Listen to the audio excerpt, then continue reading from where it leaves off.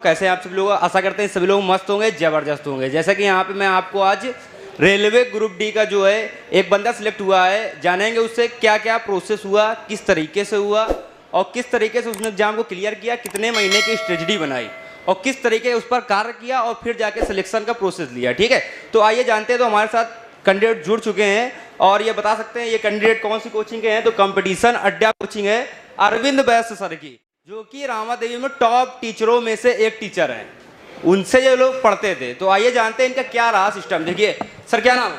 आकाश वर्मा। आकाश वर्मा कहाँ के रहने वाले? कानपुर।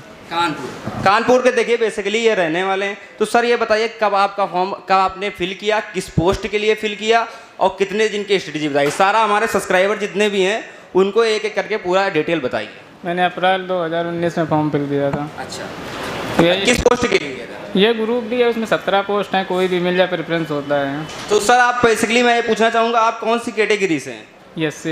एससी कैटेगरी से। एससी कैटेगरी से सर आपका रिटर्न क्वालिफाई किया, उससे पहले आपने जीएस की तैयारी कहाँ से की ये बताइए। यही अरविंद भैया के यहाँ पढ़ते अरविंद थे। भैया के यहाँ से। तो अरविंद भैया सुनने में आया कि जीएस भी पढ़ाते हैं, साइंस भी पढ़ाते हैं, हिंदी भी पढ़ाते हैं। तो क्या आप तीनों पढ़ते थे? यहाँ पढ़ते थे सब। अच्छा, तो सर के हिसाब से जो बताया गया उस हिसाब से रेलवे ग्रुप टीम ने आपने तैयार किया, उस हिसाब से बना कि मतलब कुछ क्वेश्चन फंसे वसे कि नहीं फंसे? फंसे 50 में। मेरे को जीएस नहीं आती, लेकिन ठीक था। ठीक ठाक लेवल का जो है यहाँ पे फंसा इनका क्वेश्चन। अरविंद सर जो कि अच्छा पढ़ाते थे। अच्छा ये बताइए अरविंद सर क्या नोट्स वगैरह बनवाते थे कि नहीं बनवाते थे? उन्हीं के बनाए नोट्स। और मैंने एक बात कही थी कि जब तक सिलेक्ट ना हो जाए अपने नोट्स किसी को ना देना।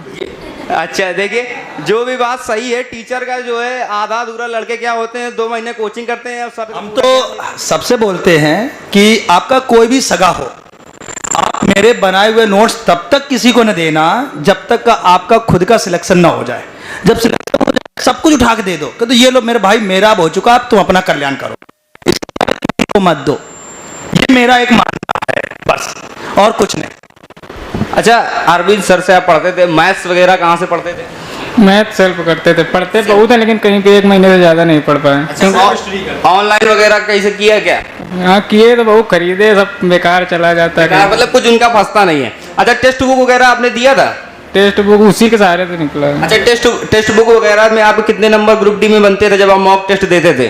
पहली बार तो मेरे 46 बने थे। 46। अच्छा, इसमें कितना रिटर्न में आपका आया था? इसमें 78 के आसपास। 78 के आसपास इनका नंबर आया हुआ था। तो सर ये बताइए सबसे पहले आपने कितने महीने का कोर्स, किस तरीके से नोट्स बनाया, वो सब वगैरह बताइए हमारे सब्सक्राइबर को। नोट्स तो बहुत पहले से बने थे, हम भैया से बहुत पहले से जुड़े हैं। अच्छा ये बताइए आप कितने सालों से तैयारी कर रहे हैं ये बताइए। मेरा 2016 में 12th हुआ था। 2016 में इनका 12th हुआ है, लमसम अप्रोक्सीमेट कह सकते हैं 16, अब 2023 चल रहा है, यहाँ पे समझ सकते हैं यहाँ पे। अच्छा ये बताइए कि आपका जो है रिटर्न हो गया, रिटर्न आपका ये कानपुर में हुआ था या बाहर हुआ था? ग्वालियर में इनका हुआ था। उसके बाद रिटर्न के बाद बताइए आप फिजिकल में किस तरीके से प्रोसेस हुआ, सारे सब्सक्राइबर को बता दीजिए। एक तरफ आप कैमरे की तरफ देख लीजिए, आप उधर देख नहीं रहे हैं। चलिए बताइए। मेरा फिजिकल का नागपुर में गया था। नागपुर में आप वहाँ पहुंचे तो क्या मतलब फिजिकल में दौड़ में क्या 4 मिनट कितने मिनट में आपने मारी थी? मेरा 3 मिनट 30 सेकंड के आसपास हो गया। 3 मिनट 30 सेकंड में इन्होंने रेस क्वालिफाई किया। अच्छा, क्या वो हार्ड लेवल का था या फिर बिल्कुल कह सकते हैं इजी लेवल, केवल क्वालिफाई था, बिल्कुल मतलब गए आपने मार दिया हो गया? मेरे को पता ही नहीं चला कब रेस हो गई, मतलब हो गया। कुल मिला के कह सकते हैं फिजिकल एकदम नॉर्मली रेलवे का देखने को ग्रुप डी का मिला हुआ है। उसके बाद बात करते हैं उसके बाद कौन सा प्रोसेस हुआ सर? उसके बाद काफ़ी टाइम लग गया डीवी की, मतलब जो फाइनल मेरिट बनती है उसको आने में। उसके बाद मेडिकल वगैरह हो गया सर? तो मेडिकल में की बात करें तो मेडिकल में क्या किस तरीके से जांच हुई, किस तरीके को बुलाया, खाली पेट जांच हुई, ये सब पूरा आप बता दीजिए। खाली पेट हुआ था पहले, यहीं पे 4 को मेरा डीवी था।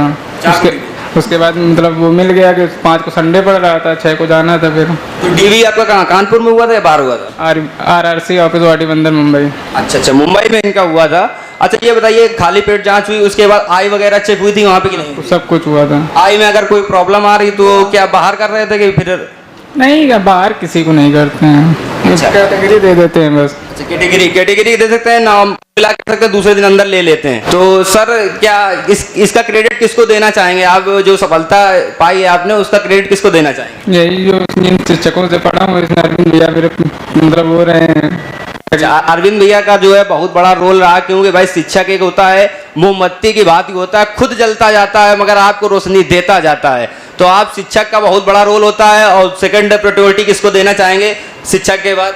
यही अपने घर वालों को, मेरी मम्मी। घर वालों का भी बहुत बड़ा रोल होता है, क्योंकि किसी किसी की फाइनल कंडीशन जो है, फाइनेंशियल कंडीशन होती है, वो थोड़ी सी वीक होती है, फिर भी वो आपको कहीं से भी जो है अरेंजमेंट करके कोचिंग करवाते हैं, सब कुछ करवाते हैं, तो उनकी भी प्रायोरिटी बनती है और शिक्षा की भी प्रायोरिटी बनती है। फिलहाल जो कंपटीशन अड्डा के जो कोचिंग के टीचर हैं अरविंद वैश्य सर, सर आप क्या कहना चाहेंगे? आपका बच्चा सिलेक्ट हुआ है।